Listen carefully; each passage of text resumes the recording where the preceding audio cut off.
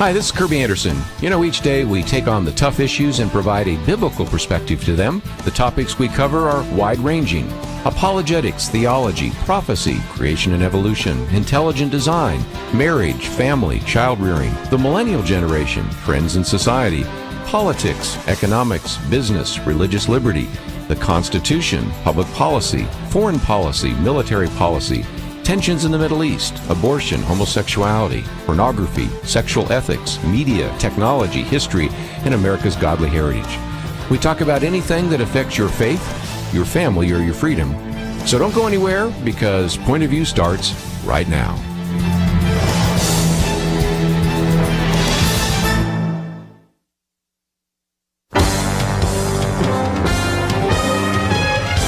Across America, live. This is Point of View.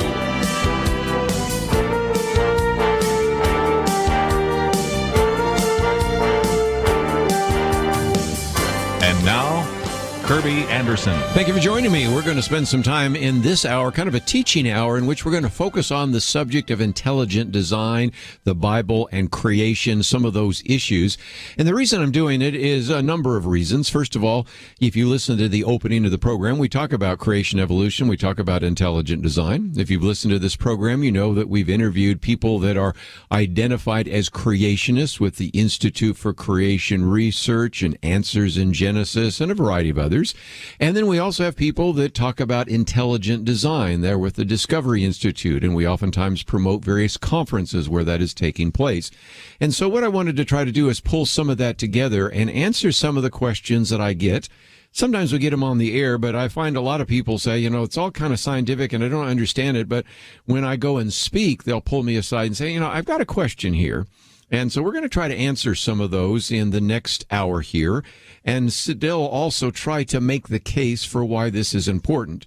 Because we do cover this issue of the creation-evolution controversy, and we have done this since the beginning of this program back in the 1970s. And, of course, some things have changed because we've developed now what's called an intelligent design movement. Back when Point of View started, there was an Institute for Creation Research, but all those other organizations I mentioned did not exist. So in some respects, some of that is a newer phenomenon. And yet you might say, why bother? It seems like whenever you talk about origins, creation, evolution, tempers flare, people get upset. Is a proper reading, for example, of Genesis that important? And, some individuals, well-meaning sometimes, have tried to say, look, if we just segment off the first 11 chapters of the book of Genesis from the rest of it, maybe that's just more kind of an allegory. Maybe it tells us that God created, not how he created. And then from, say, maybe Genesis 12 on, well, we'll see that as real history. And so what I want to try to do in this first segment, before we get into this whole issue of intelligent design, is really kind of make the case for why we believe in creation and why I think it is really important. And the first is when we talk about the book of Genesis, after all, let's face it, it is a foundation for the rest of the Bible. Genesis means beginnings, and it's really the story of the beginning of the universe, of the solar system, of Earth, and of human beings. And so, in some respects, it really is crucial to our understanding. And there's some that want to say, well, that's the Old Testament. I just look at the New Testament. Well, you're in trouble right there if you use that kind of mindset, because if you look this up, the first 11 chapters of Genesis are quoted 100 times in the New Testament. All of the first 11 chapters are referred to somewhere in the New Testament, and you can find that every New Testament author somewhere refers back to something in Genesis 1 to 11. So this idea of trying to segment it out and say, well, it's not really historical, the writers of the New Testament acted like it was. You might say, well, I'm just really kind of a red letter Bible kind of person. Whatever Jesus said, that's what I pay attention to. But here's interestingly enough, if you just go back and look at the first 7 chapters of Genesis, which are seen as the more controversial ones for some people that want to embrace the theory of evolution, Jesus himself refers to each one in one place or another, each one of the 7 chapters of Genesis, which seems to indicate to me that he saw those as historical. For example, when asked this question about marriage, you might remember that in the book of Matthew, he refers back to Adam and Eve to explain the biblical view of marriage. So it seems to me that he really looked at and believed that Adam and Eve were historic figures.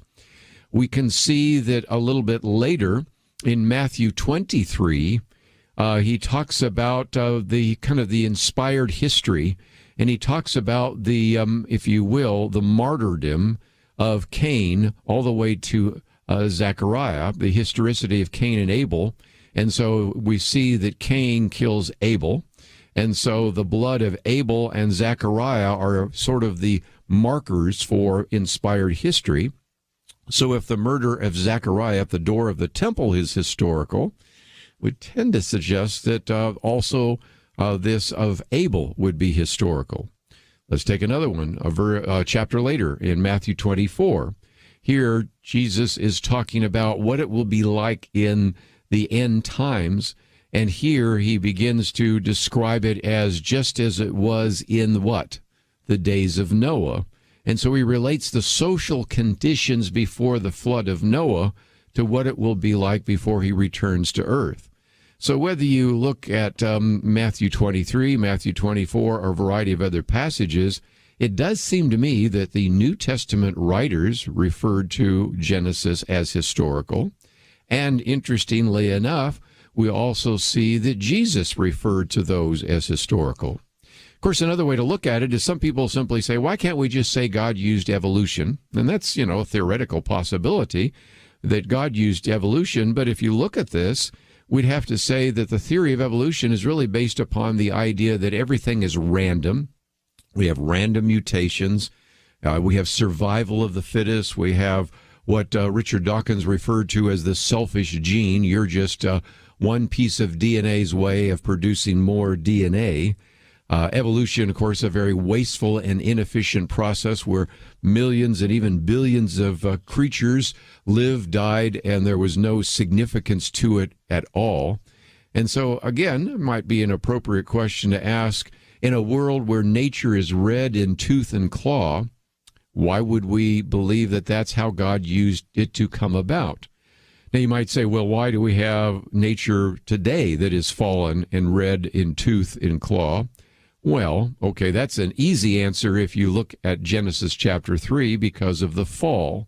But ultimately, there is a teaching in Genesis that the creation was good and very good. And so when we look at some of these passages, we'd have to say that we sometimes learn the character of an individual by seeing their handiwork. I mean, if you've ever gone into a museum, an art museum, and you look at paintings, you can have a little bit of a sense of the mindset, the worldview of an individual by what they have created. You look at sculpture, you look at photography, you listen to music, you learn a little bit more about that individual. And so the question you would have to ask is that if indeed we want to say that God is revealed in creation, and that certainly seems to be what is taught in Romans chapter 1, then what kind of creation do we see? Do we see a God who is able to use a creative act to bring about a world that is good? Or do we see a long, tedious, wasteful process known as evolution to bring it about? And so I think the argument that could be made very easily is that when we look at, first of all, the historic nature of Genesis, then as we look at, if you will, the scientific nature of evolution, then certainly this idea of creation is an important factor that should be considered. So when we come back from the break, I want to move into now this question of intelligent design, because we oftentimes have people on this program that talk about intelligent design, and we're going to look at it in two significant ways. What evidence do we have of intelligent design in astronomy? What evidence do we have of intelligent design in biology? And even though it will be somewhat scientific, I think it'll be very easy to follow, and it once again will address some of these very important issues that we'll talk about right after these messages.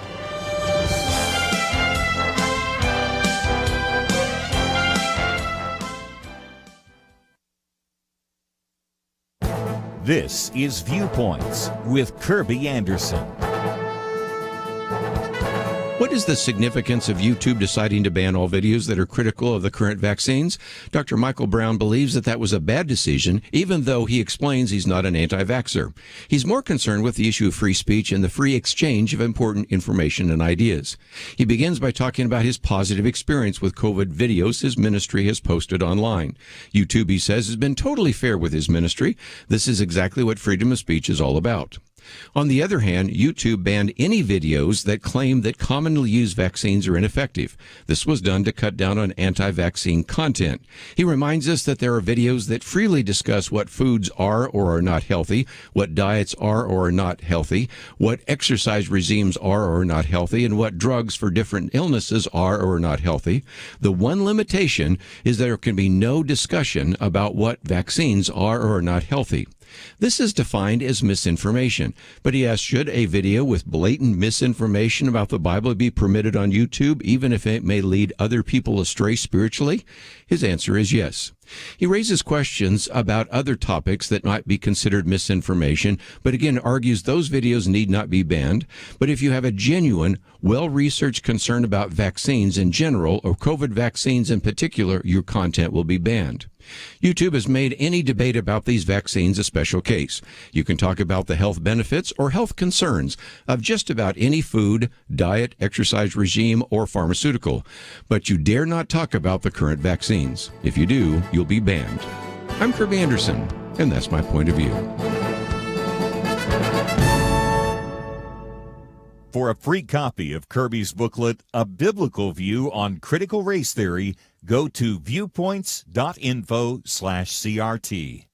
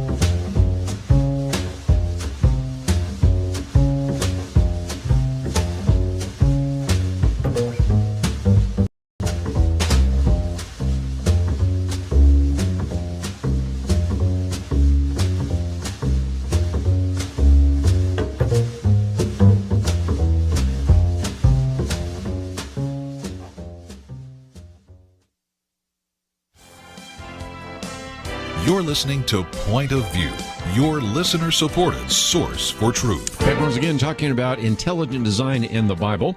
And in particular, I want to focus on this idea of intelligent design before we get into some of the specifics. We'll look at intelligent design in astronomy. What do we see when we look at the long dimensions of space? And then we'll look at intelligent design in biology. What do we see when we look in the small dimensions? Whether we look in our telescope or a microscope, there's really very good evidence for intelligent design, and we're going to spend some time talking about that. But let me try to clear up some of the misconception that people have about intelligent design. Some people say, well, intelligent design is an attempt to simply say, I don't understand the scientific principles, so I'll just say God did it. It's sort of the God of the gaps kind of argument. And that's not what intelligent design is. Intelligent design isn't saying that everything that we see in the world is intelligently designed. Just a minute ago, I mentioned Genesis 3. We might see some evidence of design, but we also see flaws. One of the arguments that evolutionists oftentimes use about arguments for intelligent design is, well, this doesn't look like something that was designed by a creator. It's flawed. It doesn't work quite right. Or we have disease and death, and we have genetic mutations. This isn't something that would be the handiwork of God. Again, I could take us back to Genesis chapter 3.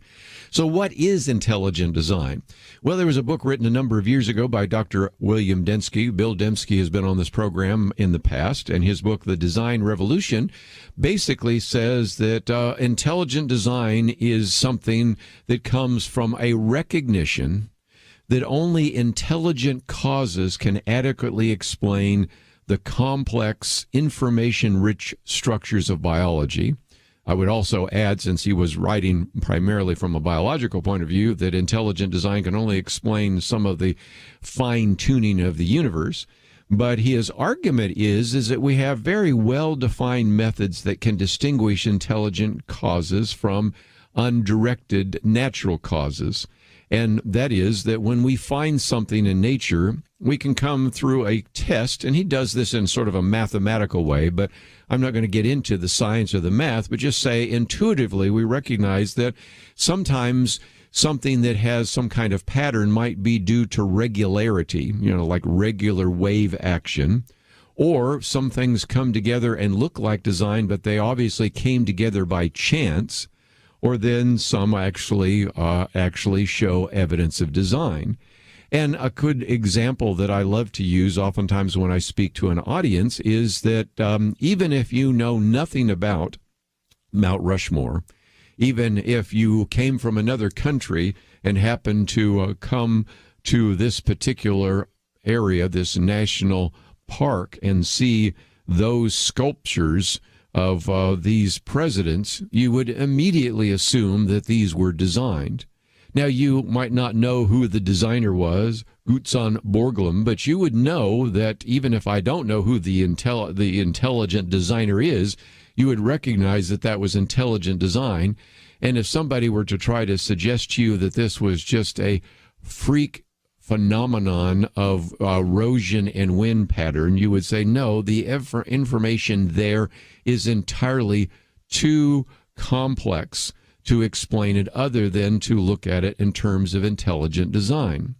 Another illustration I use, when you go to the beach, you'll lots of times see various waves that come in on the beach, and these will form some very interesting ripples and wave patterns and things of that nature. And oftentimes I show a slide of one that's quite beautiful, and you could say, well, that could have been created, but you know enough because of just the regular wave action to know that that particular pattern, as intriguing and interesting as it is nothing more than just due to regular wave action and can be explained very easily without any appeal to intelligent design.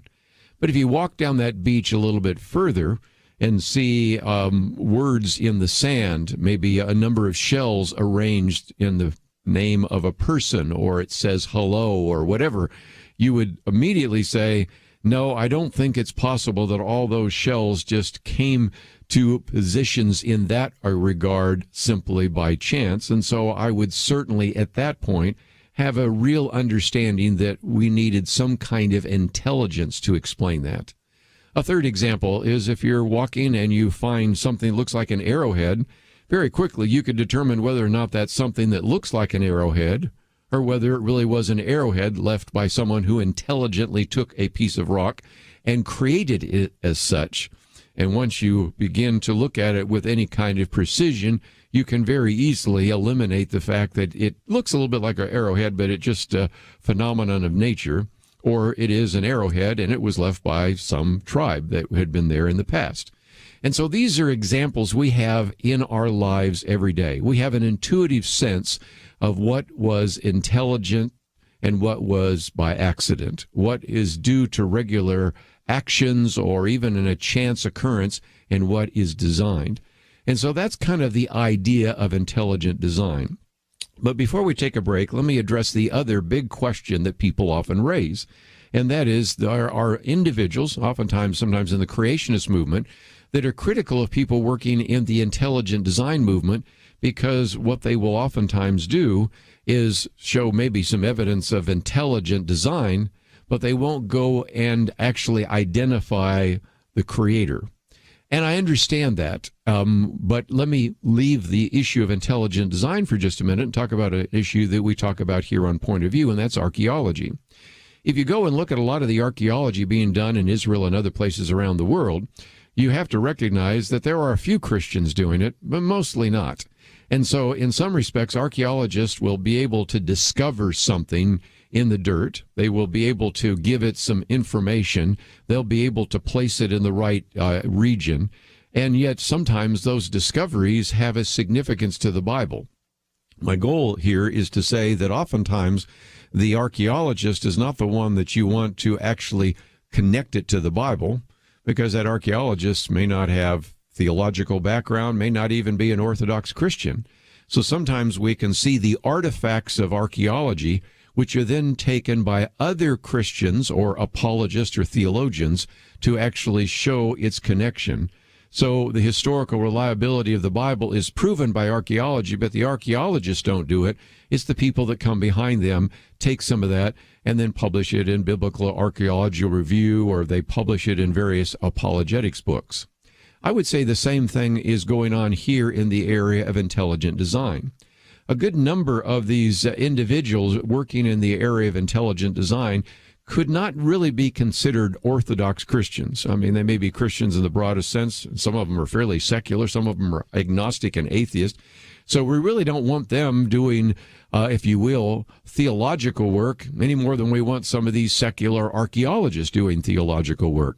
So what I see is that oftentimes they will surface some things that look like the subject of intelligent design, and then they can, in a sense, leave that material so that other individuals, that would be theologians and apologists and others, can go then and point to its significance in terms of creation. And so just as we see this as a real opportunity in the field of archaeology, I hope we'll also see this in the field of intelligent design. Just as we're taking to a break, though, you might say, well, I might like to read a little bit more about this. And one of the resources that we have made available here at Point of View is my book on the subject of a biblical point of view on intelligent design. In the future, maybe we'll even put together a booklet, a very short booklet on intelligent design. That's probably one thing that would be very helpful for individuals. But the goal there is to try to give you a brief overview of a few of these issues so that you can understand some of the topics. But this is one of the reasons why we have felt that it was so important to spend some time talking about this issue of intelligent design, because ever since some of the scientists began to surface some of this research, which we'll talk about after the break, it is really exciting to see. Because after all, we recognize that the heavens supposedly are to declare the glory of God, as we see in Psalms, and so we'll talk about that after the break.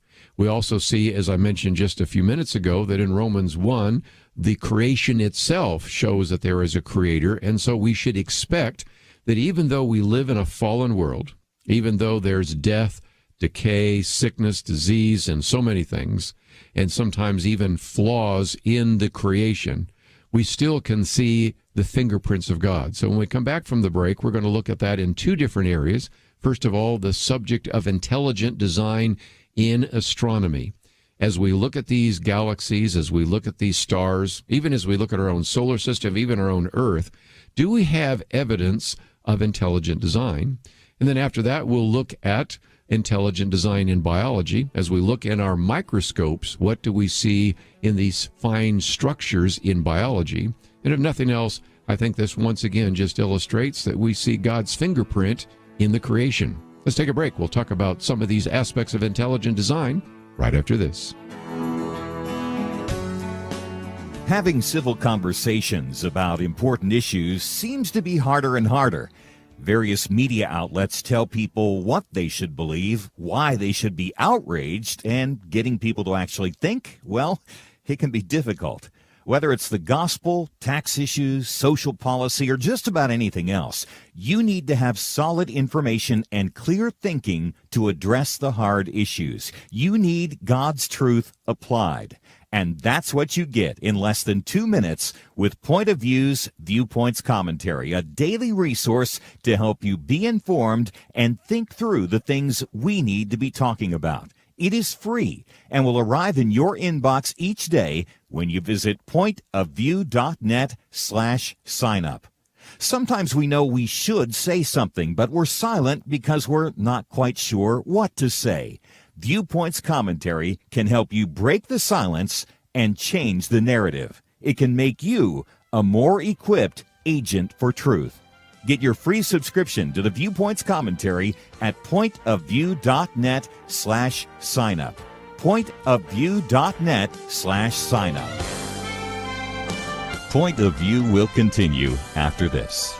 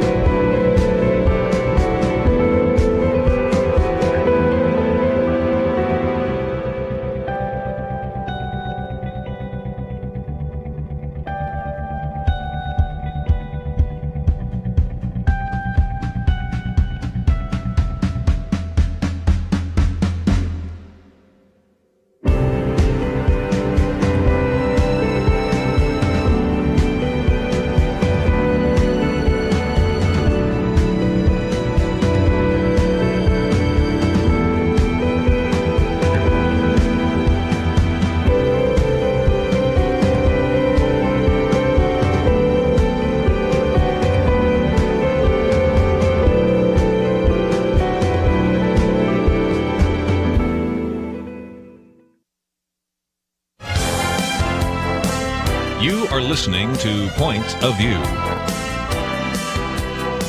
The opinions expressed on Point of View do not necessarily reflect the views of the management or staff of this station. And now, here again is Kerby Anderson. This hour we're doing a teaching on intelligent design and the Bible, and this last half hour we're going to look at intelligent design in astronomy and then intelligent design in biology. And the way to get into the whole question of intelligent design in astronomy is really to maybe go back to a book that we did an interview on years and years ago called The Privileged Planet. Guillermo Gonzalez and Jay Richards were the authors of that. We talked with Jay Richards, but I want to talk about Guillermo Gonzalez for just a minute because he says, in some respects, what got him thinking about this idea of intelligent design was a solar eclipse. He was watching a solar eclipse, and as he was watching, he was thinking, it has been known for basically centuries that the only place where you can have a full, total solar eclipse is on planet Earth. And a lot of people say, well, it's just a coincidence, but it's an interesting coincidence because in order to have a solar eclipse, you have to have a light-bearing body, which is the sun. You have to have a platform, which is the Earth, and you have to have something that comes between the two, and that's the moon. And then, interestingly enough, if you look at the ratio of the size of the moon to the sun is 400 times larger than the moon.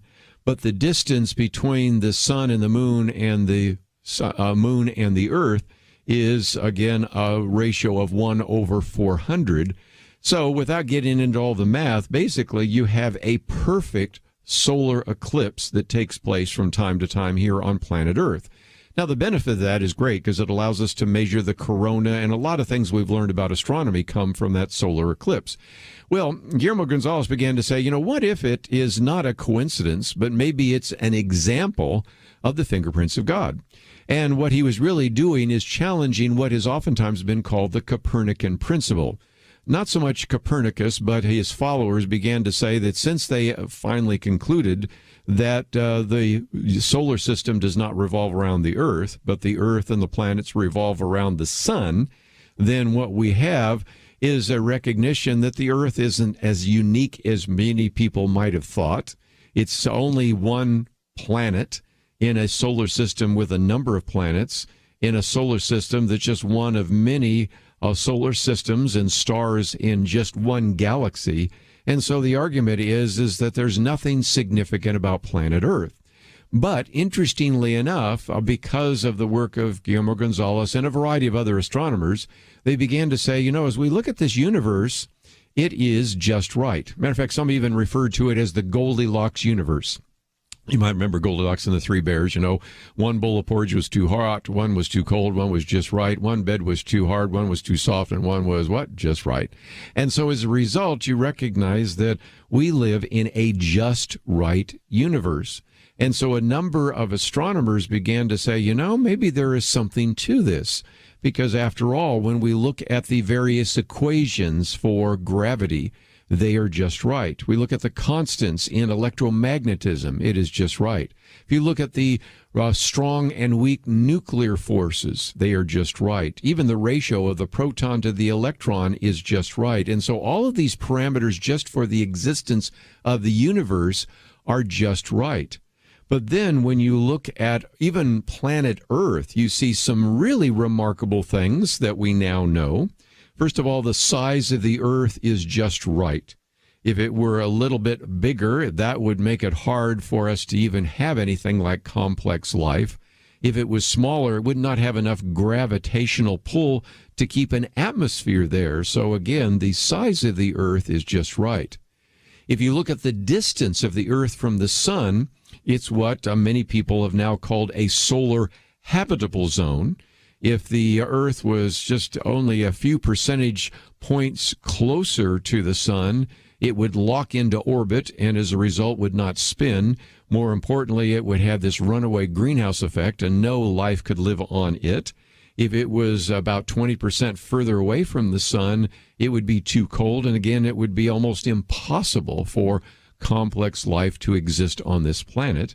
And then when you look at things like its axial tilt, of the size of the moon, we have a moon that's much larger than any kind of moon we've seen in other kinds of planets we've been able to identify in other places in our galaxy. You look at the temperate nature of our planet, of course, the actual tilt and all sorts of other things, as well as the spin and the moon give us the tides. And so many things are, again, when we come to our planet Earth, just right. Then even if you look at our solar system is just right as well for a number of reasons. First of all, we have these very large planets, Jupiter and Saturn, and the significance of those is that, number one, because they are massive planets, tend to protect us in many ways from any kind of harmful comets and asteroids, because instead they are almost like vacuum cleaners going through where the solar system is orbiting and removing those things which might hit the planet and hurt human beings and those kinds of things. But more importantly, these two very large planets, in a sense, also keep our orbit circular. Without Jupiter and Saturn, our orbit would probably degrade into more of an elliptical kind of orbit, where 2 times a year we'd be maybe too close to the sun, 2 times a year we'd be too far from the sun. And so that is a very significant issue as well. And then finally, even the galaxy we find ourselves in, the so-called Milky Way galaxy, not only is there what you might call a solar habitable zone, but Guillermo Gonzalez argues that there is also a galactic habitable zone. We would not want to be too close to the center of our galaxy because of harmful radiation.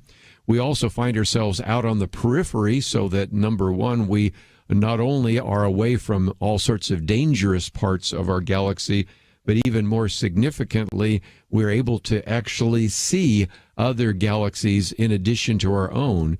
And so it is interesting that in their book on this whole idea of the privileged planet, they make some pretty powerful arguments for the fact that really when you look at the particular world that we find ourselves in their book, The Privileged Planet, that the Earth is in the very best place in the galaxy for complex life to exist, but also the Earth is in the best position for scientific discovery. And so that has become very significant as well. Now, you might say, as just before we take a break, how do secular astronomers, how do atheists respond to this? And the way they respond to it, you can see this in a book called The Rare Earth, is, well, we just got lucky. We hit the cosmic lottery. It all happened by chance.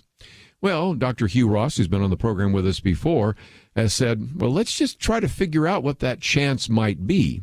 And Hugh Ross has compiled in his earlier book about 322 parameters that need to be fine-tuned in order for us to have life on Earth. We found more since then, but we'll use that number. And then he started to come up with an estimate on what is the probability that all of those would happen by chance.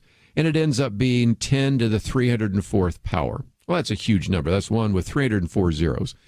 That is enormous. But again, not only do scientists say, well, yes, but we have a very big universe, so maybe somebody just got lucky and hit the cosmic lottery. And so again, he says, well, then let's figure that out. How many stars do we have in the universe? That's a tough number to come up with, but he uses the number 10 to the 22nd power. That's one with 22 zeros behind it. So let's now divide 10 to the 304th by 10 to the 22nd, and you come up with 10 to the 282nd, which is still an enormous number, essentially saying that the probability that we have any planet anywhere in the universe that has life is astronomically small. If you want to understand what 10 to the 282nd power is, it's 1 million trillion trillion trillion trillion trillion trillion trillion trillion trillion trillion trillion trillion trillion trillion trillion. That is an enormous number. And I sometimes like to say to our friends that are atheists, sometimes what you're trying to do is bet your eternal destiny against that number, because it suggests that life, even on this planet, is not predictable in light of what we know in terms of the fine-tuned parameters and what we know in terms of physics and chemistry. So, as we go to a break, you might want to pull out your Bible, look at Psalm 19, verse 1. The heavens declare the glory of God, the skies proclaim the work of his hands. If that was true back in the Old Testament, when we didn't even have telescopes and all they could see were the stars, look how much more now we know that the heavens do declare God's fingerprint, now that we have various astronomical instruments like telescopes and radio telescopes and others to illustrate again how unique life even on this planet is and how it points to the idea of intelligent design and a creator. We come back, let's move from intelligent design in astronomy to intelligent design in biology. We'll be back right after this.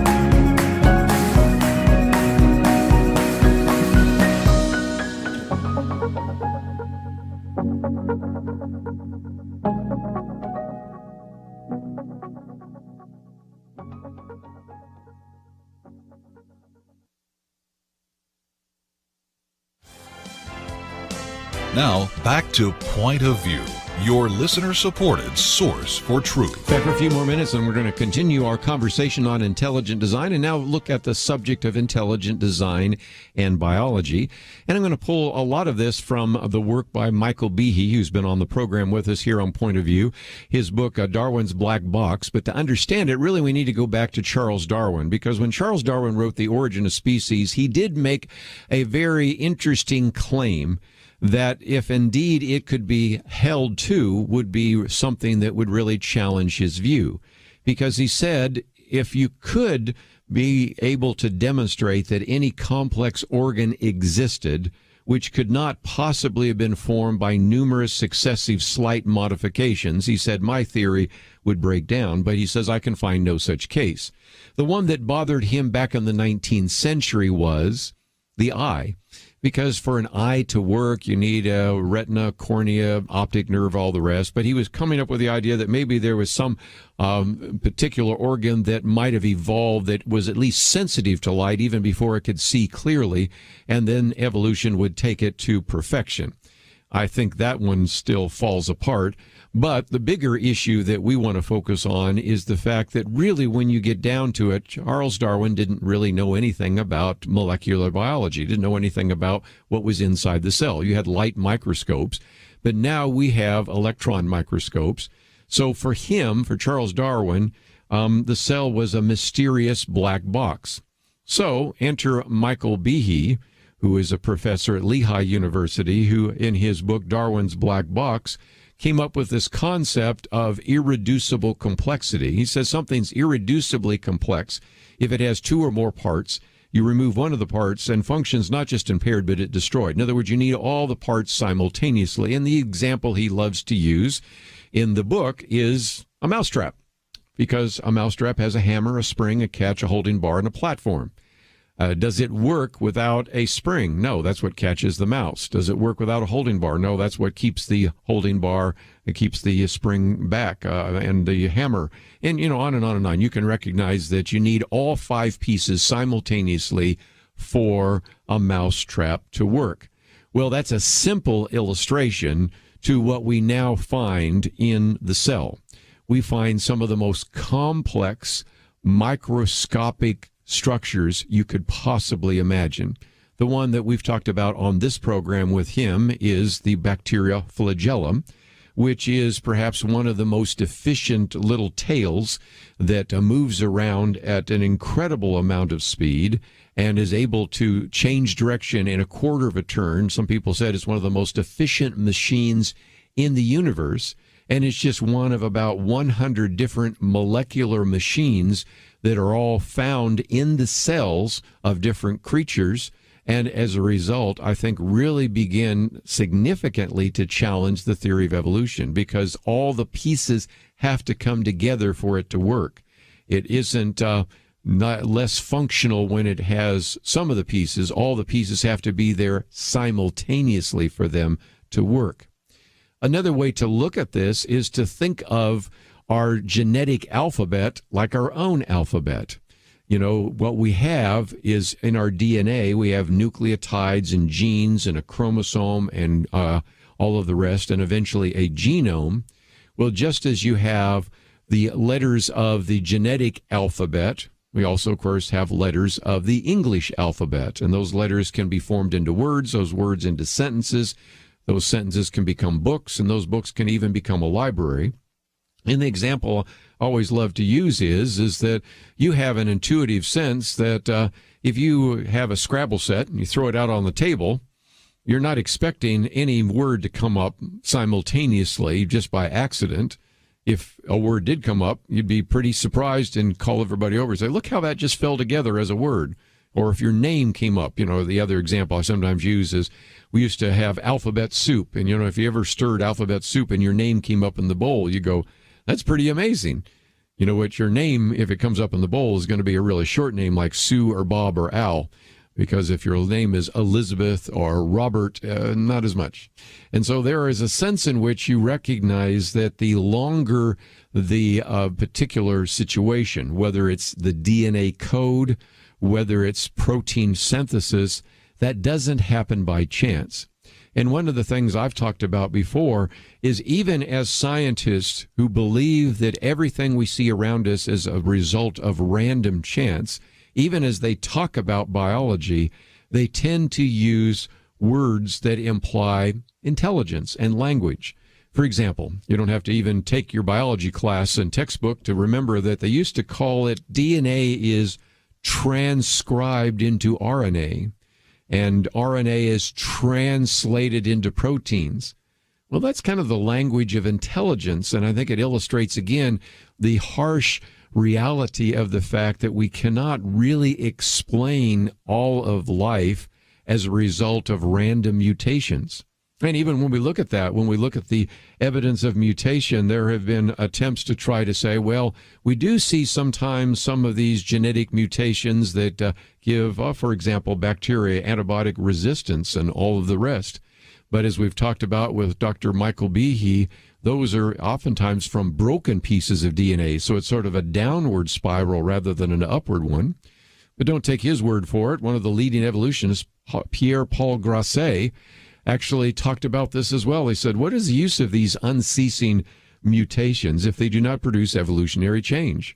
He said, in sum, the mutations of bacteria and viruses are merely hereditary fluctuations around a median position, a swing to the right, a swing to the left, but no final evolutionary effect. So as we're looking for a mechanism to explain all of that, even in biology, we can't find it. And so I think what we're starting to see is more and more evidence of the fact that really, when we try to even look at the cell itself, that black box, Darwin's black box, has been opened up, and we recognize there's a lot more intelligence in the cell than we might have imagined. And so if you're looking for more information, of course, I mentioned the book, Privileged Planet. There's also a DVD that Illustria Media has done, which you can watch and learn a little bit more about intelligent design in astronomy. But if you'd like to learn more about intelligent design in biology, there's a book called Unlocking the Mystery of Life, and also an Illustria Media DVD, which really shows, again, the complexity of various living cells, and once again just illustrates only so well that what we are talking about today is a remarkable amount of evidence that is continuing to mount to suggest that we have lots of evidence of intelligent design in the far reaches of space and in the very small corners of biology. And so as we come to an end here, let me just encourage you to find out a little bit more. You can go on our website, pointofview.net. You can type in words like creation, intelligent design. You can type in some of the key words for some of the key groups like the Institute for Creation Research, Answers in Genesis, Discovery Institute, whatever it might be, and learn a little bit more. Again, let me mention my book, A Biblical Point of View on Intelligent Design. We'd be glad to make that available to you. And probably in the future, I'll put together a booklet on the subject of intelligent design just to focus real quickly on how to think about some of those issues, because that part about, how does intelligent design fit with biology? How does it fit with astronomy? Even how does it fit with the Bible? What about the arguments for creation? Those are all very important issues, and we'll maybe try to address those in the future. But I hope you go to the website, pointofview.net, find some of those articles. You can watch them on YouTube, get a copy of the book. And as you go there, I hope that you'll also remember that as we talk about these issues, you may hear much of this on Point of View and nowhere else. So I hope that you will take the time to click on that button that says donate and support Point of View. Well, that's all we have for this hour, but I hope you appreciated our conversation about intelligent design in the Bible. We'll take a break and come back with more right after this.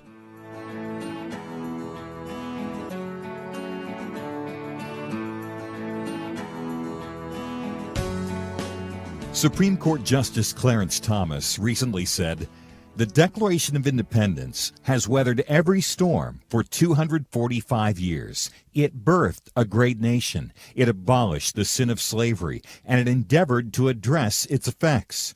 While we have failed the Declaration time and again, and the ideals of the Declaration time and again, I know of no time," said Thomas, "when the ideals have failed us." While some see our founding as fatally flawed and promote ideas that have failed every time they've been tried, at Point of View, like Justice Thomas, we still believe in America's ideals. And if you do too, make a difference today. Join the Truth Team as we promote the unchanging truth that gave us liberty and prosperity. Visit pointofview.net/team or call 1-800-347-5151. The original Americans responded to the call. Will you? Pointofview.net/team and 1-800-347-5151. Point of View will continue after this.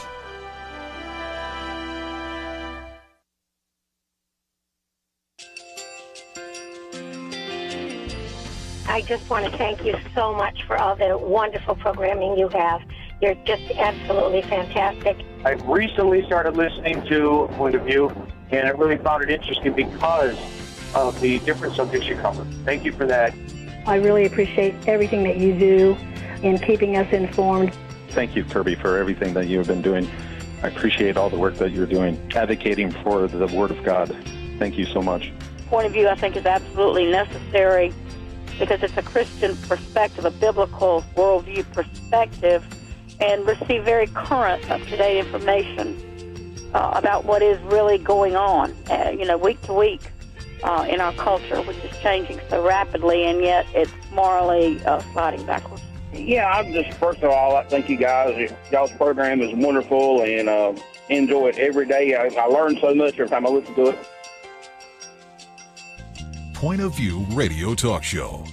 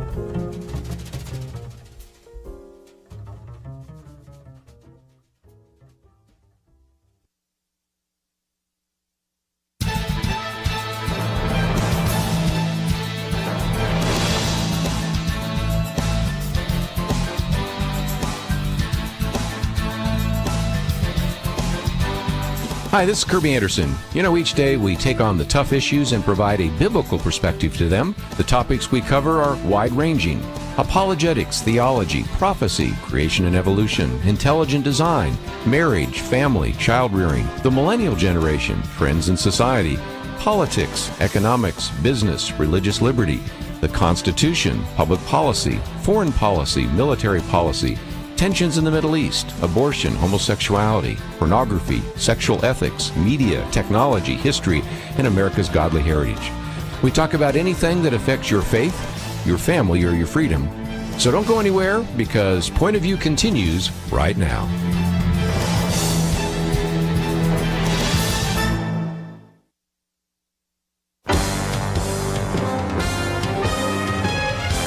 Across America, live. This is Point of View.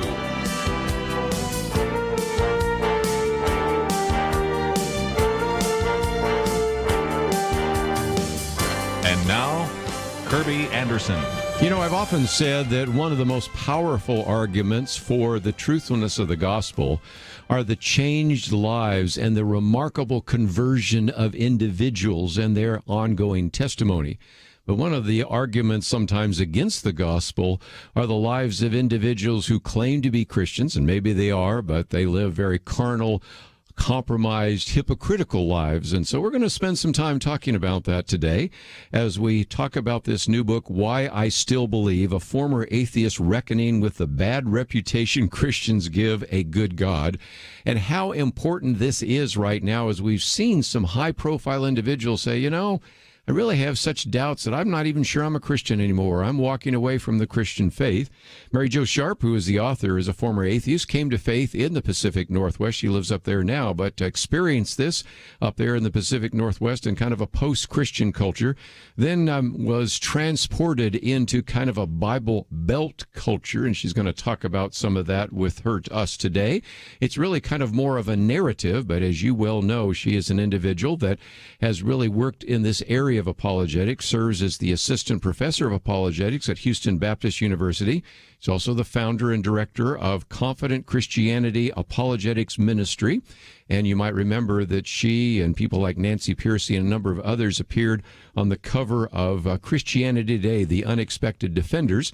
Might mention, by the way, that Nancy Pearcey, as well as J. Warner Wallace and Sean McDowell and Paul Copan and Mark Middleberg and Gary Habermas and all sorts of people have been on this program, have endorsed the book as well. It's published by our friends at Zondervan. And Mary Jo Sharp, welcome back to Point of View. Hey, it's so good to be with you today, Kerby. Let's, if we can, just take your story for just a few minutes. I've known bits and pieces of your story. This book helped me put it all together. I go to Oregon every single year. My wife is from there. One of my degrees is from there. And so that used to be the most secular state in the country. Now I think Vermont is, and I go to Vermont every year because I'm speaking in Vermont, usually in New York. So I know what it's like to be in this post-Christian culture, almost a secular culture. But in the midst of that culture and in the midst of your family, you became a Christian. But tell us the story. Yeah, so as you pointed out, I grew up in somewhat of a post-Christian culture, so I kind of have to keep telling people that because my name's Mary Jo, which sounds very Southern, and I've spent a long time in the South, so people think that I was, raised around this culture of Christianity, which is more true to, a Southern feel in the United States. But that's not my experience. I tell people, there wasn't a church on every street corner. And I say to my Texas friends, nor a Tex-Mex restaurant on every street corner. They get that. There's one everywhere. So, so that's the cultural milieu in which I'm raised. People they aren't talking about Jesus to everybody. Their religion's considered more private. They're a little bit more of relativist. And so that's my background, that's my culture. But I grew up in a family who had left church when I was too young to remember, and didn't, my dad didn't turn back. He went full bore into just nature and science shows and into taking us camping on the weekend. And he was a huge fan of Carl Sagan. So I got a rich upbringing in nature and science and in a love of the things that humans could do through the sciences. But I also had parents who were very into the arts, and I have a music background. Mm-hmm. I actually have a music degree in my background. And So I was affected by not only what I was seeing in nature and the beauty I saw in the natural realm, and the power I saw in the sciences, like the raw power of the sun or the stars that were even more powerful than our sun. But I also was impacted by the beauty of what humans could do in the arts. And I began in my later years, when I was getting old enough to start to think about meaning, purpose, and value, I began to wonder what this was all for. We just live, we die, and that's all there is to it, because we're on this planet that's the pale blue dot in a far-off corner of the universe and relatively insignificant. And I began to wonder what makes me think that I have meaning, purpose, and value, ultimate meaning, purpose, and value. Where am I getting ideas like this from? What is this beautiful musical piece that we're performing? What is this for? And so at that point in my life, which I'm an older teenager, I have a high school band director who I greatly respect, who is burdened to share his faith with me, and he hasn't shared his faith with anyone. So this is stepping out. This is courage for him. He's got something that he's never done before, and he's a public school teacher, and I'm a student. So he's worried about getting in trouble as well. But he's so burdened for me that my senior year of high school, when I'm about to graduate, he gives me a gift, a graduation gift, and one is his conducting baton, which was very special to me as going into music. And then the other one was a NIV one-year Bible. And he handed it to me, and he said, when you go off to college, you're going to have hard questions. I hope you turn to this. And I was not sure what I would find in that Bible, but it did change things for me. And I started to read it. And what I found in the Bible was that source of meaning, purpose, and value, the source behind all that beauty, that it did make sense. There's an intelligence behind it. So I didn't become a Christian yet. I went off to college at that point, following a teacher from the University of Oregon. I went to college in Oklahoma, so I began to visit churches. It's funny because we talk about how so many kids leave the faith. They go off to college and they leave the faith. And here I was going off to college, and I was searching for faith, or searching for what this was all about. And I eventually, after visiting many churches, I eventually found one in which I heard the good news of the Savior for mankind, and that made sense to me. It made sense of my experience of goodness and justice and beauty and all these things. And so at that point, I was ready to trust Jesus for my salvation. That's how I became a Christian. Well, and again, I love the fact that you say at one point, when you read the Bible, it was not this goofy portrayal of Christians found in The Simpsons, or some kind of piously romanticized view of clergy found in the old movies, and you saw some authenticity there. But when we come back from the break, I want to talk about that, because that leads right into the first chapter about hypocrisy. But also you mentioned beauty, because a little bit later we're going to get into that, because I know in chapter 9 you talk about beauty, and as an individual that backpacked all the way through California and Oregon and Washington and rode horses through Montana and things like that, I can appreciate that as well, especially when then all of a sudden you're at very flat Oklahoma and you don't have that around you anymore. And all of a sudden, people that you think should be mentoring you because they've been Christians for a long time, you're struck with their hypocrisy. And then you take us into questions about a variety of other issues, some of these deep theological issues like God and evil, but others as well. So we're going to get into this in a little bit more significance. It is a narrative in some respects, but it also, as you go along, teaches you about some other individuals that we've had on this program over the years. One in particular that I was talking about recently with our good friend Nabil Qureshi. He shows up in here as well. So we'll talk about a lot of different things that I think you will enjoy. This is a book that might even be helpful to pass on to somebody that you're witnessing to who's an atheist that maybe would appreciate this journey, or maybe for someone that's got some real questions about whether or not Christianity is true when they look at some of the people that don't look like they're really very good Christians. So we'll come back and talk about that with Mary Jo Sharp right after this.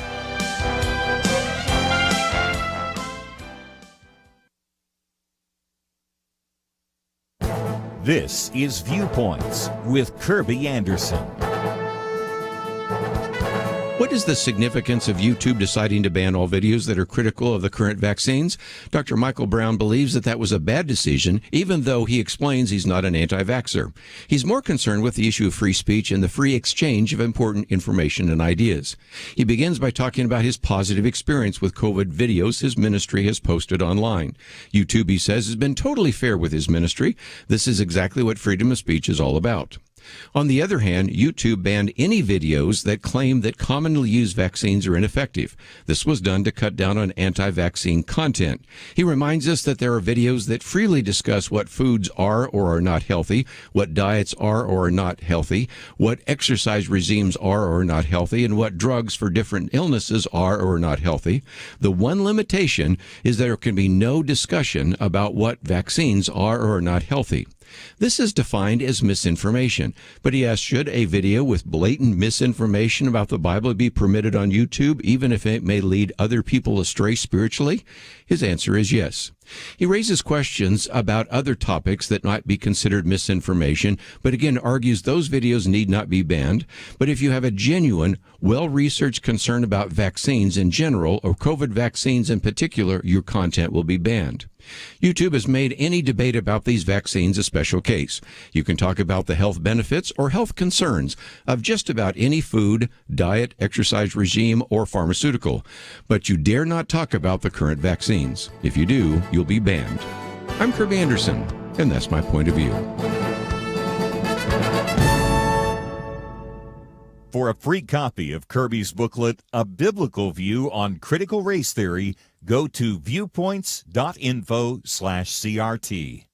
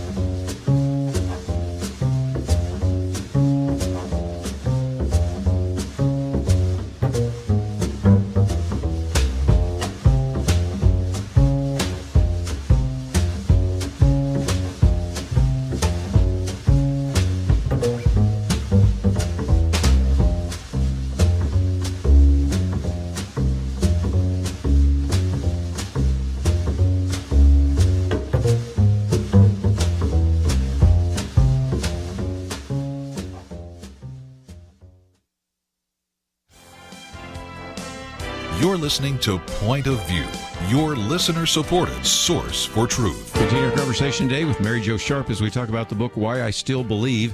One of the chapters in the beginning was hypocrisy. You know, when we had Dave Kinnaman on this program talking about his book Unchristian, he points out that when you interview individuals that either were Christians and have left or aren't Christians in the first place, they say, well, I'm not because Christians are hypocritical, they're judgmental, they're anti-LGBT, they're anti-science, whatever it might be. But one of the ones that shows up and always has is hypocrisy. And you ran into that pretty quickly, didn't you? Yes, I did. Actually, I quote David Kinnaman there in one of the chapters, one of those early chapters when Yes. I'm talking about hypocrisy, probably chapter 1. And so my first encounter, so I talk about my experience of being drawn to Christ through this great beauty and how I'm, the goodness in the world and the truth that I'm finding. So when I'm getting ready to go to church after professing faith in Jesus, my first experience of going to the church, I was married at the time. I was young married, and so I'm talking to my husband who has a background in Christianity, and I'm trying to figure out basic things like what to wear. I'm nervous because I'm entering a culture of which I'm unfamiliar. I'm entering into a Southern evangelical culture church, and so I'm kind of a mess of emotions. I'm really excited about my commitment. I'm worried about what people back home will think of me.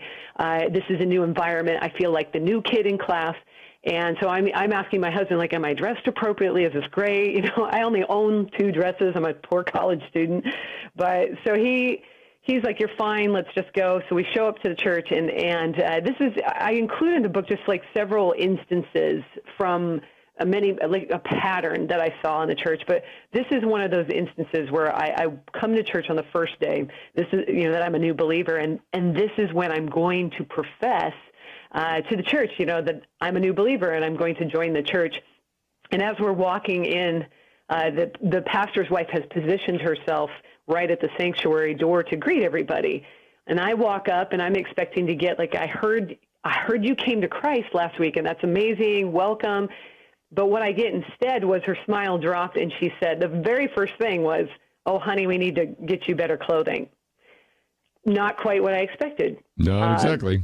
Yeah, and it was confusing. And, what happens as that's one instance. There's much worse things that happen, but I think what was important to me in sharing that was that it was from the very beginning of my involvement with church that I began to see this sort of judgmentalism and hypocrisy that Christians would profess this moral standard, but they themselves wouldn't even live up to it. And that I saw a pattern of Christians doing this, and that began to cause distrust in me of people who said that they believed in God. And over time, I then began to transfer that distrust over into what is it that I believe about God. And I started to distrust God himself, and that led me to questioning whether or not he existed, why I believed what I did, and it launched me into a search for answers to the questions about God's existence. Well, and also that's what led you into apologetics. I remember when you said, I'm interested in apologetics, and Roger leaves the room to do some research on the word apologetics. What in the world is that? And in some respects, it was because you weren't getting the answers there. You talk about, for example, people raising questions and saying, well, what about this in terms of young earth, whatever. So I just believe. And it is something that, of course, led me. It was me reading, things like C.S. Lewis, Mere Christianity, and things like that said, okay, this evidence is mounting up. And then you spend time in the church world where they really aren't educated in just the evidence for the faith. And they say, we just believe. Well, I need a little bit more than that. And if I'm going to share this with my friends, neighbors, and coworkers, my fellow students, I need a lot more than that. And so I know that's what launched you into that area as well. Yeah, exactly. That was one of the things I saw in the church. And I know it sounds like we're doing a lot of condemnation towards the church, is just trying to share what happened in the experiences and why I think some people do accuse the church of hypocrisy. One of those reasons is because of the lack of intellectual engagement with the questions of our time. And even when I would try to push people a little bit deeper on those questions, and not doing it in a way that was overtly aggressive, because I was a pastor's wife. So I was always very cautious about how I engaged in a Sunday school class or with other people. So, I would ask questions and people would push back or they would get defensive. They wouldn't even tell me, I don't know, but let's see if we can find the answer. It was like you described, it was this sort of a feel of anti-intellectualism, and it was very unsatisfying for me. And I felt very alone because of that, specifically because as a pastor's wife, I didn't feel I had space to explore these kinds of questions.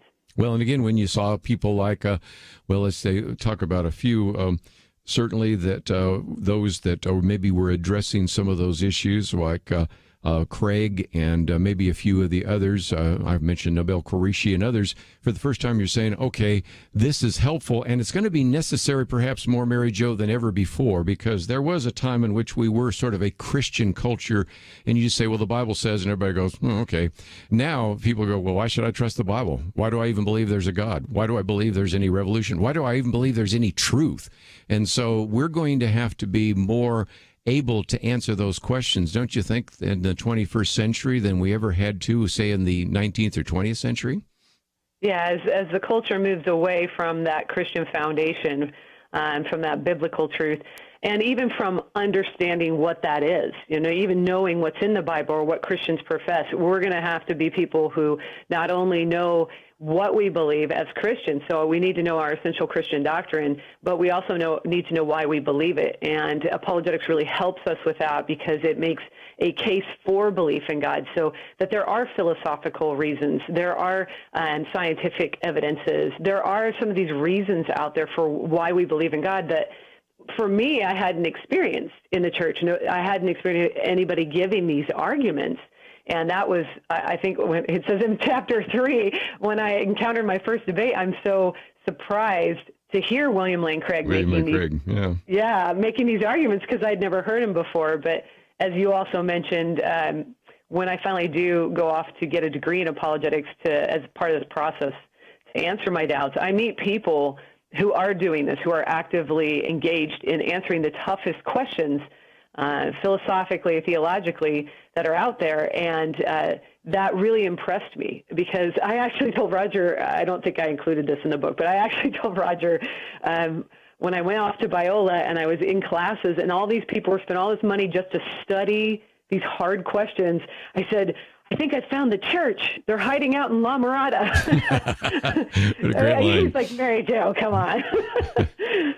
But again, to study with people like William Lane Craig, Gary Habermas, and all the others, I'm older than you, and so I can remember a time when it was Norm Geisler and I doing some debates, and then we had Ravi Zacharias, who was one of Norm's students, and now, I just look again at the people that are actually endorsing this. Of course, there was Josh McDowell, but now you have Sean McDowell, and you have J. Warner Wallace, and you have all sorts of other people, not to mention the fact that I mention you and Nancy Pearcey on a regular basis, because there used to be a time when, apologetics, that's for those guys, those geeks, those nerds, and there's no place for women. And I appreciate the fact that you and a variety of other women, by the way, at Houston Baptist and other places are addressing these issues, because we're going to have to really be ready to always give an answer of the hope that is in us.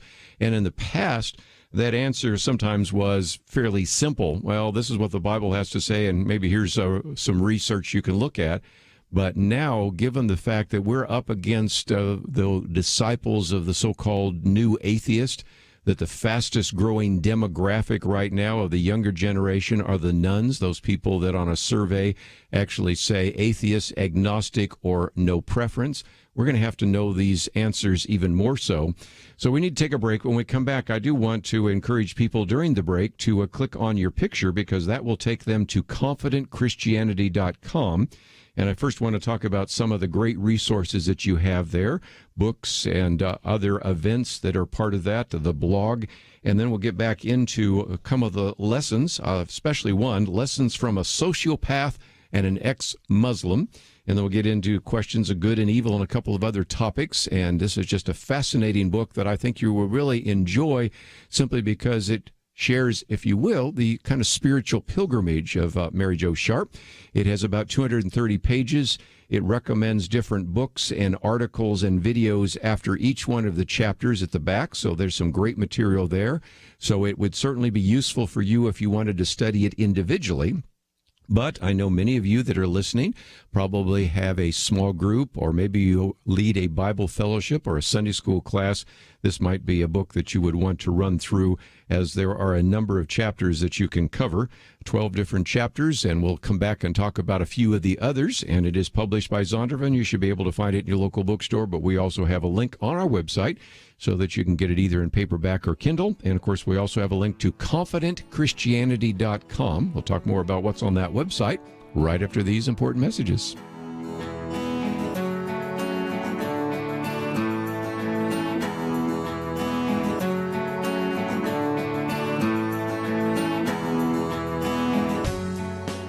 Having civil conversations about important issues seems to be harder and harder. Various media outlets tell people what they should believe, why they should be outraged, and getting people to actually think, well, it can be difficult. Whether it's the gospel, tax issues, social policy, or just about anything else, you need to have solid information and clear thinking to address the hard issues. You need God's truth applied. And that's what you get in less than 2 minutes with Point of View's Viewpoints Commentary, a daily resource to help you be informed and think through the things we need to be talking about. It is free and will arrive in your inbox each day when you visit pointofview.net/signup. Sometimes we know we should say something, but we're silent because we're not quite sure what to say. Viewpoints Commentary can help you break the silence and change the narrative. It can make you a more equipped agent for truth. Get your free subscription to the Viewpoints Commentary at pointofview.net/signup. pointofview.net/signup. Point of View will continue after this.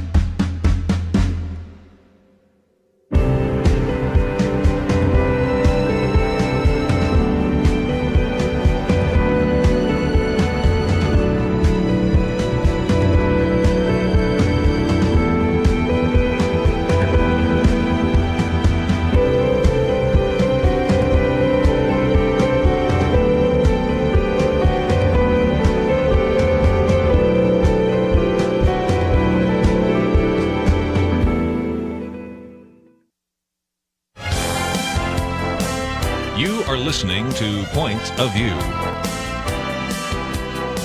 The opinions expressed on Point of View do not necessarily reflect the views of the management or staff of this station. And now, here again is Kerby Anderson. Continue our conversation with Mary Jo Sharp. The book is entitled Why I Still Believe. It is published by Zondervan. But if you'd like to know a little bit more about what Mary Jo Sharp is doing, you can go to confidentchristianity.com. And Mary Jo, for just a minute, let's, if we can, talk about what is available, because if people would like to follow your blog or listen to some other podcasts or maybe get some of your books or even schedule to speak, those are all available at your website, aren't they? Yeah, they can go there and find, like you said, the blog where I'll be writing posts on various things that relate. Mostly right now I'll probably be relating to why I still believe in the hypocrisy issue in the church, along with some apologetics arguments. And then also I do try to link to other sites. So just like in the book where there's a list of resources that go with every chapter, I'm always about trying to get people out to the other resources that are there. And then they can find all of my books there as well, so they can click on that to see what all I've written or written in. And then obviously also look at inviting me for an event if you'd like to have me come and speak specifically on these issues we're dealing with of hypocrisy, of deconversion and doubt, those sorts of things as well. So you can find all of that on the website. Very necessary, because we've seen high-profile individuals sometimes say, well, I've just started walking away from the Christian faith. And so I think the material that you present is so valuable, and this book is as well. But let's talk about some of the kind of people we run into. Chapter 5 talks about lessons from a sociopath and an ex-Muslim. You go out to a Mexican restaurant, and these are kind of scary people if you think about it, but there are some ways in which they had a very significant ministry in your life, didn't they? Yeah, so I did meet Nabil Qureshi and David Wood my first year at Biola University in their apologetics degree program. They have a 2-week residency required on campus, and so part of the degree you go and you stay there, and that's when I met the guys. These two guys' personalities were pretty much as big as their statures. I mean, they are, anybody who knows them will know that's true. And one of the things that David and Nabil taught me as I met them and got to know them and started to do work with them, some people don't know that, like David, Nabil, and I were doing debates with Muslims early on in my own ministry, and that David and Nabil kind of thrust me onto the debate stage myself. That's who's responsible. I blame them. Yes. And the things that I really learned from them, for one, I really was impressed that David and Nabil took my theological and philosophical ideas with respect. They really respected me for what I was thinking and how I was thinking, and engaged me. And that was not an experience that I typically had in the church, especially with my fellow Christian male believers. And again, I don't want to diss my men, but it was a new experience for me to be so respected for my ideas by these two guys. That was one thing that really impressed me. But the other thing that I learned from them, since the book chapter is entitled Lessons from an Ex-Muslim and a Sociopath, was that David and Nabil taught me a lot about the selfishness of my own heart, that I really didn't want to be a public Christian. I didn't want to be public with any of my ideas, because I was raised in a culture where religion was more private. These ideas were more of, well, that's good for you, but kind of keep it to yourself because I have my own thing. And so I didn't like the idea that I met these two guys. They had a public target on their back because they were debating atheists and they're debating Muslims. And being in the public light, what was nervous for me, or what made me nervous, was that you could say anything. People could say anything about you, and you can't control the narrative, And that was something that I saw that these two guys did not seem to care about in any way or fashion. They knew God was in control. They believed in God with all their heart, mind, and soul, and they were going full bore into ministry. And so they showed me that people and God were more important than having the world be the way that I wanted it to be, having it in my control. So those were two of the many things that David and Nabil taught me. Obviously, Nabil taught me a lot about Islam and sacrifice, his sacrifice in coming to Christianity, in leaving a lot of, his family behind because they were not happy with that. So there are a lot of things I learned from those two guys. I would think so. One of the other chapters I did want to focus on debating good and evil, because first of all, that is one of the issues that has been a perennial issue for why individuals walk away from the faith or don't believe that there's a good God in the first place. And these debates put you in some difficult situations as well to deal with pain and suffering, and even in your own personal experience. Share that if you might. Yeah, so this is an important one to bring up alongside hypocrisy as well, because first of all, the problem of evil remains as one of the greatest objections to belief in God. Hypocrisy is sneaking up there with it. That's why I really wanted to counter these two in a narrative. But so the problem of evil, in the book, you encounter it through my review of David's debate with an atheist on this very issue. And the atheist is asking this question about, the force of the problem of evil is related to the pain and suffering in the world. And for me, it's a difficult one to deal with because there's the theoretical aspect of it, and then there's the experiential side of it. So on the theoretical, we can give answers, and we can talk about why is evil in the world, how did it get here, how do we even define evil, how do we ground things like good and evil. But if we're talking to somebody who's currently suffering, they can look at us and say, hey, you don't know my suffering. You don't know what I'm going through. And so I'm always having this balance between, the discussion on how do we ground things like good and evil, because everybody seems to believe in them and they talk about them as if they're real, like suffering is something that we shouldn't be, engaged in. We shouldn't suffer. And people talk with this sort of morally charged language when it comes to pain, suffering in the world. So it's a difficult balance to play. And when you present arguments from the problem of evil or why there's evil in the world and what God's doing about it, what he did through Jesus, sometimes we come across a little bit trite to people who are currently suffering. So my engagement with it is trying to walk through the fact that I know some theodicy. I know some answers as to why this is happening and to, how mankind has a good gift from God through free will and has used that in very destructive ways. In fact, it has led to our own deaths. But at the same time, I don't like the world that I see. I don't like the pain and suffering in the world. It bothers me. And so I say in the book, I'm never truly at home in this world with all this pain and suffering. And yet I know the beauty of what God has done in providing an answer to all of this. So it's just that balance of trying to handle the theoretical in light of the experiential. And that's a good example of where we need to have some level of maturity and discernment, because when people ask that question, sometimes, it's out of a philosophical discussion, but most of the time it's out of some sense of pain. They've lost a loved one. They are struggling with some issue and they don't know how to address it. So you have to recognize there are different levels. And I mentioned C.S. Lewis earlier. He wrote The Problem of Pain to really address some of the theological issues related to how, if there's a good, all-loving, all-powerful God, is there evil in the world? Either he's not all-loving or he's not all-powerful or he doesn't care or something of that nature. There's an answer to that, and he gives a very good answer. But then you go to the book A Grief Observed, in which he talks about his own personal loss. And so you have to recognize that sometimes there's the philosophical answer, there's the emotional answer, and I think there is a sense of which some kind of Christian discernment and wisdom helps you understand which particular kind of answer you're going to give at that moment, and to do that with a great deal of compassion and sensitivity. Yeah, definitely.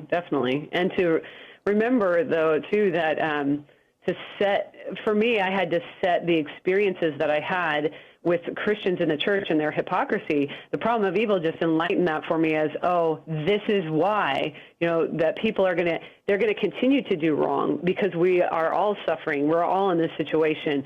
And so I'm going to continue to see the kinds of behaviors because this is a fallen human world.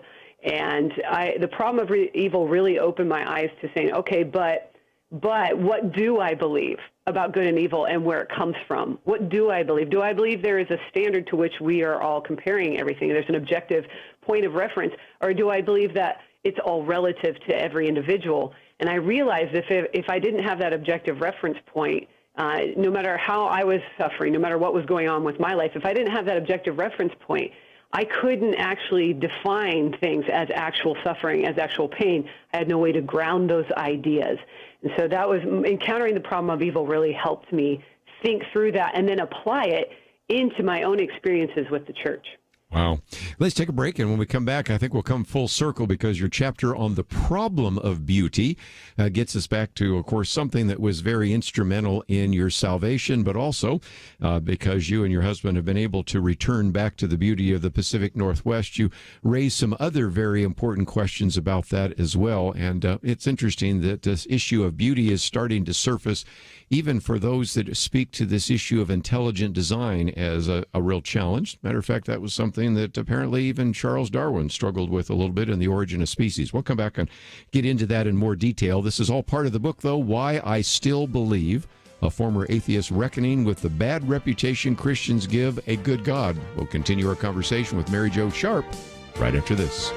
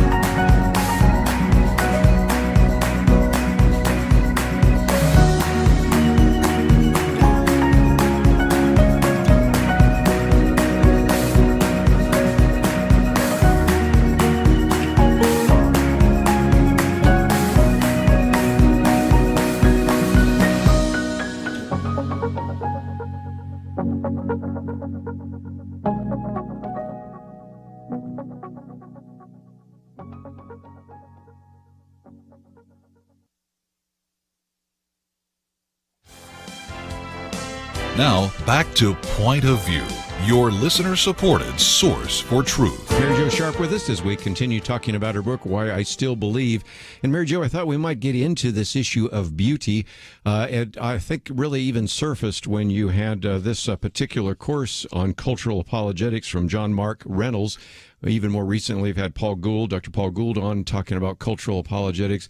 This is an area that I think we've neglected, but I really appreciate the fact that when you took his course and when others have talked about this importance of ethics and the value of beauty, just another aspect of something we can use to begin to bring about recognition of God's involvement in our lives. And sometimes we tend to do so many things from kind of a left hemisphere logical way, we ignore the right hemisphere cultural way. And as a musician, I think you certainly understand that as well as anyone. Yeah, that was what Chapter 9 was on, was this sort of introduction to this argument in which I was drawn to God by the fact of beauty around me, and I was trying to figure out what it is for. What is this beauty for? And of course, as a teenager, I wouldn't have said it that way. That's me reflecting back on that time. But now I'm looking at it as I'm getting older. And one of the things that shocked me when I got into the church was sort of a lack of attention to a theology of beauty, or what it's there for, or what we're supposed to be doing with it. And I explore in my book, I'm sort of a new person into this field because apologetics hasn't done a lot of work in this. This is not one of our, I don't even know if this would be a thing, but a mainstream argument that you would find in apologetics. We're getting more and more into it, but so I hadn't even encountered it really, and so I'm just encountering it through this book and through thinking on these matters through the program at Biola. And one of the profound things that one of my colleagues at Houston Baptist University said to me, Phil Talon, was, he said, in evangelical Christianity, we view goodness as objective, and we view truth as objective. But, this third transcendental of God as him being objectively beautiful, we have sort of relegated that over to a secular ideology that beauty is subjective to the individual. And he said one of the problems with that is that if God is really good, true, and beautiful, then we're missing out on some aspect of knowing God by not investigating what beauty is and what it's for. And again, that's something that we are starting to teach more and more in these areas of classical Christian education, the value of painting, the value of music. And sometimes that is something that gets left out. Even in one of my books on art, culture, and media, we talk about that because there isn't sort of a category there. Now, if you're a musician, as you are, well, then we can play in the symphony, or we can play in the choir, and that works just fine. But what about a painter? What about a sculptor? What about a variety of other individuals? They say, is there even a home for us in the church? And that's where I think we need to develop that. And so I was just thrilled that you had a chapter on that, and it's something I hope will continue to develop as we talk about cultural apologetics. But just before we run out of time, you have whole sections here on, of course, instructions on how to be human, but also, I love this, no tidy endings and even crash landing, because in some respects, we have to recognize as much as we want, and they lived happily ever after. Doesn't quite always work out that way, does it? No, it doesn't. And that was one of the things that I wanted to show with the book, was that, I've walked through these apologetic arguments, and I tried to show how they relate to the problems that I'm having in church, and to the problems I'm having with myself, my own naivety, my own immaturity in my thinking. And I'm trying to show people that. But then at the same time, I felt like, at the end of the day, you can have these, and I've seen this happen, you can have these apologetic arguments, but you can still walk away from God, or you can still say, I don't believe. There's that factor of life is messy, and it doesn't always wrap up neatly for us. So I didn't want to just write a book where I'm like, here are the arguments, just believe, and everything will be fine. Because our experience tells us differently. That's not how it goes. And so that was one of the main things I wanted to do with No Tidy Endings, was leave it open, but really make a call to consider, in light of these deconversion stories, consider if you are having troubles with the church, if the church has been a painful experience, and you're ready to walk away. First of all, there's a call to really investigate what you believe, but in the sense of not just what are you leaving, what is Christianity, but I'm really calling people to consider an atheist philosophical framework. What does that mean for their lives? What is that view of the world, and what all does that entail? Because I'm not seeing a lot of people talking about what they are leaving Christianity for. I'm seeing a lot of what, I'm leaving Christianity because of, you listed a bunch of them at the beginning of the show, but they're not saying what they're going to, and then now how that looks in their life and how that plays out. So for the No Tidy Endings, I wanted people to, and that was also crash landing as well. I want people to consider, now you're crash landing back into your world. You've been through mine a bit. what are you going to do with this? And, how is it going to affect you, and where are you at? And so just really taking that into consideration. And again, just well done. I think this book is a good antidote to some of those deconversions. But I'd be remiss, I know when I've had Dr. Sloan on the program, we always at the end talk about why individuals might want to go to Houston Baptist University. Can you give us a couple of reasons? Because one of those good reasons is to have a chance to study and learn from Mary Jo Sharp. Yeah, that's right. There you go. Thank you, Kerby. And I grade all my own papers. So, we'd love to have you come. And one of the great things about our program is that it does have we have two different tracks. We have a philosophical track, and then we also have a cultural track. Yes. And so you can kind of have the emphasis either way, but also that it is fully online. So you can come to our degree program from anywhere in the world. And you don't have to set foot on campus. Now, you're welcome to come, because we do have guys like William Lane Craig who will come in and teach a week-long, study with you. But at the same time, some people just can't do that. They're just too busy, or they just can't afford to do that. So you can take this course or this degree program from anywhere in the world. And that's one of the things that's fabulous. And we have you've mentioned some of my colleagues, Nancy Piercy, Mike Lacona, and Jerry Walls. We have Phil Talon. We just have a great group of people there, just an incredible group of thinkers and scholars. And so, yes, definitely want to invite anyone to check it out at www.hbu.edu/MAA. Check out our program. Again, hbu.edu. And you're now in Portland area. Sometime I'll have to come say hi to you, because I'm always up there speaking at Cannon Beach and a variety of other places as well. But I would encourage especially our listeners in the Pacific Northwest that carry this program. This would be an opportunity for you to schedule Mary Jo to come there. But, of course, anyone across the nation, if you would like to have her come and speak, there are some great resources on her website so that you can contact her and find out a little bit more, and you can even watch some of the videos. You can see kind of the presentations that she would give, and I am just thrilled that God has certainly used you in a very effective way. And as we point out, even at one part in the book, it's good to have a few more women working in this area of apologetics. So I appreciate the fact that you have been such a very significant force in that regard. And I encourage all sorts of individuals to find out more by going to confidentchristianity.com. Of course, they can also go to Houston Baptist University. So Mary Jo, it's always great to have you on the program, and I look forward to the next opportunity. Hey, thank you so much. I really enjoyed it. Going to take a break. And if you find yourself saying, wait a minute, you've covered a lot of material in the last couple of hours.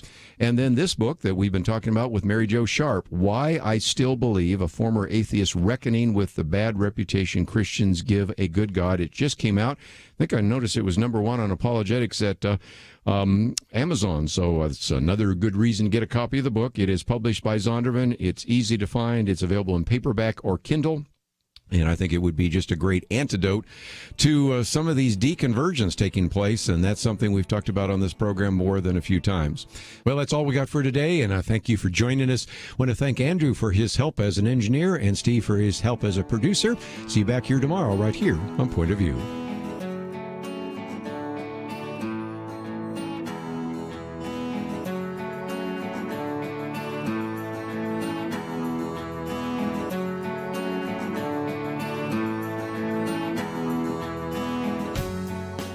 Supreme Court Justice Clarence Thomas recently said, "The Declaration of Independence has weathered every storm for 245 years. It birthed a great nation. It abolished the sin of slavery, and it endeavored to address its effects.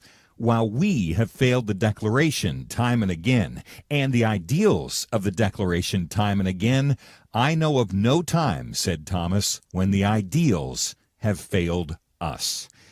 While some see our founding as fatally flawed and promote ideas that have failed every time they've been tried, at Point of View, like Justice Thomas, we still believe in America's ideals. And if you do too, make a difference today. Join the Truth Team as we promote the unchanging truth that gave us liberty and prosperity. Visit pointofview.net/team or call 1-800-347-5151. The original Americans responded to the call. Will you? Pointofview.net/team and 1-800-347-5151. Point of View is produced by Point of View Ministries.